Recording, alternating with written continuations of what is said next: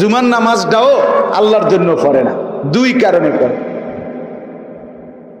দুই কারণে। এক হলো হেবডার বউয়ে লগের বেডির কাছে কইছে, বোন এমন আবু জেহেলের ঘর করি, এই ডাকাইতে কদ্দু শুক্রবারে পশ্চিম দিকে আসার খায় না, কলজাটা জ্বল্লা শেষ, এরম অজাতের ঘর করি। এ শর্মে না ফাইতে বেডির জ্বালায় এবড়া মসজিদ।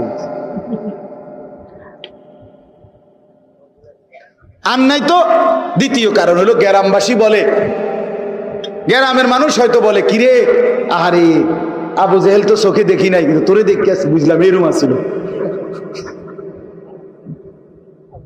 এরুমে আসিল, তুই তো কদ্দুর শুক্রবারেও মসজিদ আইস না, ডাকাত কি এরুম ডাকাত হয়নি মানুষ। কথা বোঝেন নাই? এই শর্মে হেবড়া কি আসছে, শুক্রবারে নামাজে আসছে, ইমাম সাহেবরে কইছে হুজুর হাজিরা দিয়ে রাখেন।